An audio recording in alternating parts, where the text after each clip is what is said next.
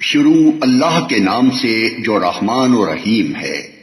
یقیناً فلاح پائی ہے ایمان لانے والوں نے جو اپنی نماز میں خشوع اختیار کرتے ہیں، لغویات سے دور رہتے ہیں، زکوٰۃ کے طریقے پر عامل ہوتے ہیں، اپنی شرمگاہوں کی حفاظت کرتے ہیں سوائے اپنی بیویوں کے اور ان عورتوں کے جو ان کی ملک یمین میں ہوں کہ ان پر محفوظ نہ رکھنے میں وہ قابل ملامت نہیں ہیں، البتہ جو اس کے علاوہ کچھ اور چاہیں وہی زیادتی کرنے والے ہیں۔ اپنی امانتوں اور اپنے عہد و پیمان کا پاس رکھتے ہیں اور اپنی نمازوں کی محافظت کرتے ہیں، یہی لوگ وہ وارث ہیں جو میراث میں فردوس پائیں گے اور اس میں ہمیشہ رہیں گے۔ ہم نے انسان کو مٹی کے سط سے بنایا، پھر اسے ایک محفوظ جگہ ٹپکی ہوئی بوند میں تبدیل کیا، پھر اس بوند کو لوتھڑے کی شکل دی، پھر لوتھڑے کو بوٹی بنا دیا، پھر بوٹی کی ہڈیاں بنائیں، پھر ہڈیوں پر گوشت چڑھایا، پھر اسے ایک دوسری ہی مخلوق بنا کھڑا کیا۔ بس بڑا ہی بابرکت ہے اللہ، سب کاریگروں سے اچھا کاریگر۔ پھر اس کے بعد تم کو ضرور مرنا ہے، پھر قیامت کے روز یقیناً تم اٹھائے جاؤ گے۔ اور تمہارے اوپر ہم نے 7 راستے بنائے، تخلیق کے کام سے ہم کچھ نابلد نہ تھے، اور آسمان سے ہم نے ٹھیک حساب کے مطابق ایک خاص مقدار میں پانی اتارا اور اس کو زمین میں ٹھہرا دیا، ہم اسے جس طرح چاہیں غائب کر سکتے ہیں۔ پھر اس پانی کے ذریعے سے ہم نے تمہارے لیے کھجور اور انگور کے باغ پیدا کر دیے، تمہارے لیے ان باغوں میں بہت سے لذیذ پھل ہیں اور ان سے تم روزی حاصل کرتے ہو۔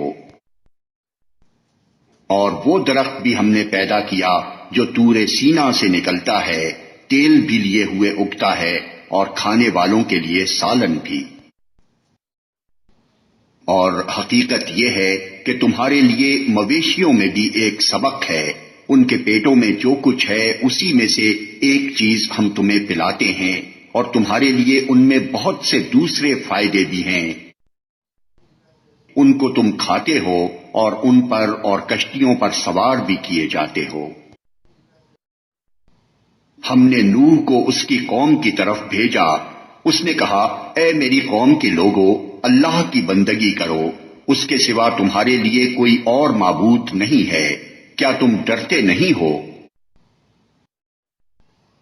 اس کی قوم کے جن سرداروں نے ماننے سے انکار کیا وہ کہنے لگے کہ یہ شخص کچھ نہیں ہے مگر ایک بشر تم ہی جیسا، اس کی غرض یہ ہے کہ تم پر برتری حاصل کرے، اللہ کو اگر بھیجنا ہوتا تو فرشتے بھیجتا، یہ بات تو ہم نے کبھی اپنے باپ دادا کے وقتوں میں سنی ہی نہیں کہ بشر رسول بن کر آئے، کچھ نہیں، بس اس آدمی کو ذرا جنون لاحق ہو گیا ہے، کچھ مدت اور دیکھ لو شاید افاقہ ہو جائے۔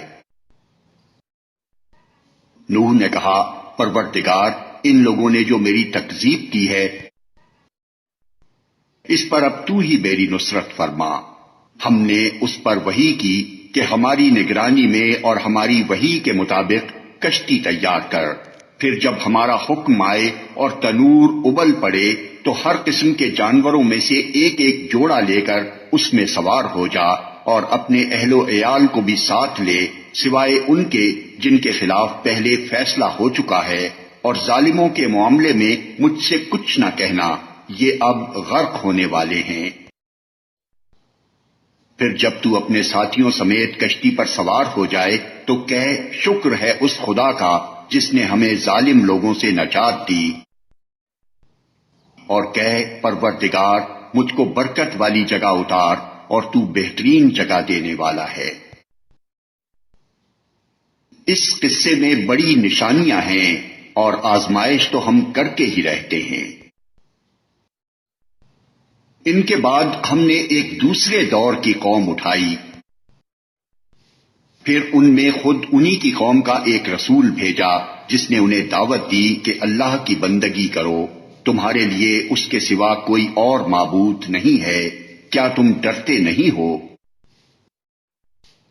اس کی قوم کے جن سرداروں نے ماننے سے انکار کیا اور آخرت کی پیشی کو جھٹلایا، جن کو ہم نے دنیا کی زندگی میں آسودہ کر رکھا تھا، وہ کہنے لگے یہ شخص کچھ نہیں ہے مگر ایک بشر تم ہی جیسا، جو کچھ تم کھاتے ہو وہی یہ کھاتا ہے اور جو کچھ تم پیتے ہو وہی یہ پیتا ہے۔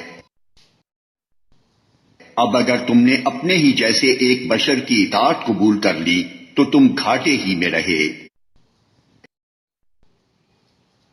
یہ تمہیں اطلاع دیتا ہے کہ جب تم مر کر مٹی ہو جاؤ گے اور ہڈیوں کا پنجر بن کر رہ جاؤ گے، اس وقت تم قبروں سے نکالے جاؤ گے۔ بعید، بالکل بعید ہے یہ وعدہ جو تم سے کیا جا رہا ہے۔ زندگی کچھ نہیں ہے مگر بس یہی دنیا کی زندگی، یہی ہم کو مرنا اور جینا ہے، اور ہم ہرگز اٹھائے جانے والے نہیں ہیں۔ یہ شخص خدا کے نام پر محض جھوٹ گھڑ رہا ہے اور ہم کبھی اس کی ماننے والے نہیں ہیں۔ رسول نے کہا، پروردگار، ان لوگوں نے جو میری تکذیب کی ہے اس پر اب تو ہی میری نصرت فرما۔ جواب میں ارشاد ہوا، قریب ہے وہ وقت جب یہ اپنے کیے پر پچھتائیں گے۔ آخر کار ٹھیک ٹھیک حق کے مطابق ایک ہنگامہ عظیم نے ان کو آ لیا اور ہم نے ان کو کچرا بنا کر پھینک دیا۔ دور ہو ظالم قوم۔ پھر ہم نے ان کے بعد دوسری قومیں اٹھائیں۔ کوئی قوم نہ اپنے وقت سے پہلے ختم ہوئی اور نہ اس کے بعد ٹھہر سکی۔ پھر ہم نے پے در پے اپنے رسول بھیجے، جس قوم کے پاس بھی اس کا رسول آیا اس نے اسے جھٹلایا، اور ہم ایک کے بعد ایک قوم کو ہلاک کرتے چلے گئے، حتیٰ کہ ان کو بس افسانہ ہی بنا کر چھوڑا۔ پھٹکار ان لوگوں پر جو ایمان نہیں لاتے۔ پھر ہم نے موسیٰ اور اس کے بھائی ہارون کو اپنی نشانیوں اور کھلی سند کے ساتھ فرعون اور اس کے آیان سلطنت کی طرف بھیجا، مگر انہوں نے تکبر کیا اور بڑی دوں کی لی۔ کہنے لگے کہ کیا ہم ان اپنے جیسے دو آدمیوں پر ایمان لے آئیں اور ان کی قوم کے لوگ ہمارے خدمتگار ہیں۔ انہوں نے ان کی تکذیب کی سو آخر ہلاک کر دیے گئے۔ اور ہم نے موسیٰ کو کتاب دی تھی تاکہ وہ لوگ ہدایت پائیں، اور ہم نے مریم کے بیٹے عیسیٰ اور ان کی ماں کو اپنی نشانی بنایا تھا، اور ان کو ایک اونچی جگہ پر جو رہنے کے لائق تھی اور جہاں نتھرا ہوا پانی جاری تھا پناہ دی تھی۔ اے پیغمبرو، پاکیزہ چیزیں کھاؤ اور عمل نیک کرو، جو عمل تم کرتے ہو میں ان سے واقف ہوں، اور یہ تمہاری جماعت حقیقت میں ایک ہی جماعت ہے، اور میں تمہارا پروردگار ہوں، تو مجھ سے ڈرو۔ مگر بعد میں لوگوں نے اپنے دین کو آپس میں ٹکڑے ٹکڑے کر لیا، ہر گروہ کے پاس جو کچھ ہے اسی میں وہ مگن ہے۔ اچھا تو چھوڑو انہیں، ڈوبے رہیں اپنی غفلت میں ایک وقت خاص تک۔ کیا یہ سمجھتے ہیں کہ ہم جو انہیں مال و اولاد سے مدد دیے جا رہے ہیں تو گویا انہیں بھلائیاں دینے میں سرگرم ہیں؟ نہیں، اصل معاملے کا انہیں شعور نہیں ہے۔ بھلائیوں کی طرف دوڑنے والے اور سبقت کر کے انہیں پا لینے والے تو در حقیقت وہ لوگ ہیں جو اپنے رب کے خوف سے ڈرے رہتے ہیں، جو اپنے رب کی آیات پر ایمان لاتے ہیں، جو اپنے رب کے ساتھ کسی کو شریک نہیں کرتے۔ اور جن کا حال یہ ہے کہ دیتے ہیں جو کچھ بھی دیتے ہیں اور دل ان کے اس خیال سے کانپتے رہتے ہیں کہ ہمیں اپنے رب کی طرف پلٹنا ہے۔ یہی لوگ نیکیوں میں جلدی کرتے اور یہی ان کے لیے آگے نکل جاتے ہیں۔ ہم کسی شخص کو اس کی مقدرت سے زیادہ کی تکلیف نہیں دیتے، اور ہمارے پاس ایک کتاب ہے جو ہر ایک کا حال ٹھیک ٹھیک بتا دینے والی ہے، اور لوگوں پر ظلم بہرحال نہیں کیا جائے گا۔ مگر یہ لوگ اس معاملے سے بے خبر ہیں، اور ان کے اعمال بھی اس طریقے سے جس کا اوپر ذکر کیا گیا ہے مختلف ہیں۔ وہ اپنے یہ کرتوت کیے چلے جائیں گے یہاں تک کہ جب ہم ان کے عیاشوں کو عذاب میں پکڑ لیں گے تو پھر وہ ڈکرانا شروع کر دیں گے۔ اب بند کرو اپنی فریاد و فغاں، ہماری طرف سے اب کوئی مدد تمہیں نہیں ملنی۔ میری آیات سنائی جاتی تھی تو تم رسول کی آواز سنتے ہی الٹے پاؤں بھاگ نکلتے تھے، اپنے گھمنڈ میں اس کو خاطر ہی میں نہ لاتے تھے، اپنی چوپالوں میں اس پر باتیں چھاٹتے اور بکواس کیا کرتے تھے۔ تو کیا ان لوگوں نے کبھی اس کلام پر غور نہیں کیا، یا وہ کوئی ایسی بات لایا ہے جو کبھی ان کے اسلاف کے پاس نہ آئی تھی، یا یہ اپنے رسول سے کبھی کے واقف نہ تھے کہ انجانا آدمی ہونے کے باعث اس سے بدکتے ہیں، یا یہ اس بات کے قائل ہیں کہ وہ مجنون ہے؟ نہیں، بلکہ وہ حق لایا ہے، حق ہی ان کی اکثریت کو ناگوار ہے۔ اور حق اگر کہیں ان کی خواہشات کے پیچھے چلتا تو زمین اور آسمان اور ان کی ساری آبادی کا نظام درہم برہم ہو جاتا۔ نہیں، بلکہ ہم ان کا اپنا ہی ذکر ان کے پاس لائے ہیں، اور وہ اپنے ذکر سے منہ موڑ رہے ہیں۔ کیا تو ان سے کچھ مانگ رہا ہے؟ تیرے لیے تیرے رب کا دیا ہی بہتر ہے، اور وہ بہترین رازق ہے۔ تو ان کو سیدھے راستے کی طرف بلا رہا ہے، مگر جو لوگ آخرت کو نہیں مانتے وہ راہ راست سے ہٹ کر چلنا چاہتے ہیں۔ اگر ہم ان پر رحم کریں اور وہ تکلیف جس میں آج کل یہ مبتلا ہیں دور کر دیں تو یہ اپنی سرکشی میں بالکل ہی بہک جائیں گے۔ ان کا حال تو یہ ہے کہ ہم نے انہیں تکلیف میں مبتلا کیا، پھر بھی یہ اپنے رب کے آگے نہ جھکے اور نہ عاجزی اختیار کرتے ہیں۔ البتہ جب نوبت یہاں تک پہنچ جائے گی کہ ہم ان پر سخت عذاب کا دروازہ کھول دیں تو یکا یک تم دیکھو گے کہ اس حالت میں یہ ہر خیر سے مایوس ہیں۔ وہ اللہ ہی تو ہے جس نے تمہیں سننے اور دیکھنے کی قوتیں دی اور سوچنے کو دل دیے، مگر تم لوگ کم ہی شکر گزار ہوتے ہو۔ وہی ہے جس نے تمہیں زمین میں پھیلایا اور اسی کی طرف تم سمیٹے جاؤ گے۔ وہی زندگی بخشتا ہے اور وہی موت دیتا ہے، گردش لیل و نہار اسی کے قبضہ قدرت میں ہے۔ کیا تمہاری سمجھ میں یہ بات نہیں آتی؟ مگر یہ لوگ وہی کچھ کہتے ہیں جو ان کے پیش رو کہہ چکے ہیں۔ یہ کہتے ہیں کیا جب ہم مر کر مٹی ہو جائیں گے اور ہڈیوں کا پنجر بن کر رہ جائیں گے تو ہم کو پھر زندہ کر کے اٹھایا جائے گا؟ ہم نے بھی یہ وعدے بہت سنے ہیں اور ہم سے پہلے ہمارے باپ دادا بھی سنتے رہے ہیں، یہ محض افسانہ ہائے پارینہ ہیں۔ ان سے کہو بتاؤ اگر تم جانتے ہو کہ یہ زمین اور اس کی ساری آبادی کس کی ہے؟ یہ ضرور کہیں گے اللہ کی۔ کہو پھر تم ہوش میں کیوں نہیں آتے؟ ان سے پوچھو ساتوں آسمانوں اور عرش عظیم کا مالک کون ہے؟ یہ ضرور کہیں گے اللہ۔ کہو پھر تم ڈرتے کیوں نہیں؟ ان سے کہو بتاؤ اگر تم جانتے ہو کہ ہر چیز پر اقتدار کس کا ہے اور کون ہے وہ جو پناہ دیتا ہے اور اس کے مقابلے میں کوئی پناہ نہیں دے سکتا۔ یہ ضرور کہیں گے کہ یہ بات تو اللہ ہی کے لیے ہے۔ کہو پھر کہاں سے تم کو دھوکہ لگتا ہے؟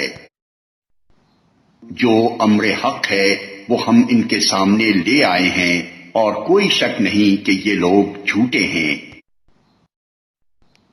اللہ نے کسی کو اپنی اولاد نہیں بنایا ہے اور کوئی دوسرا خدا اس کے ساتھ نہیں ہے۔ اگر ایسا ہوتا تو ہر خدا اپنی خلق کو لے کر الگ ہو جاتا اور پھر وہ ایک دوسرے پر چڑھ دوڑتے۔ پاک ہے اللہ ان باتوں سے جو یہ لوگ بناتے ہیں۔ کھلے اور چھپے کا جاننے والا وہ بالا تر ہے اس شرک سے جو یہ لوگ تجویز کر رہے ہیں۔ اے محمد صلی اللہ علیہ وآلہ وسلم، کہو کہ اے پروردگار، جس عذاب کا ان کفار سے وعدہ ہوا ہے، اگر تو میری زندگی میں ان پر نازل کر کے مجھے بھی دکھائے، وہ اگر میری موجودگی میں تو لائے تو اے میرے رب مجھے ان ظالم لوگوں میں شامل نہ کیجیو۔ اور حقیقت یہ ہے کہ ہم تمہاری آنکھوں کے سامنے ہی وہ چیز لے آنے کی پوری قدرت رکھتے ہیں جس کی دھمکی ہم انہیں دے رہے ہیں۔ برائی کو اس طریقے سے دفع کرو جو بہترین ہو۔ جو کچھ باتیں وہ تم پر بناتے ہیں وہ ہمیں خوب معلوم ہیں۔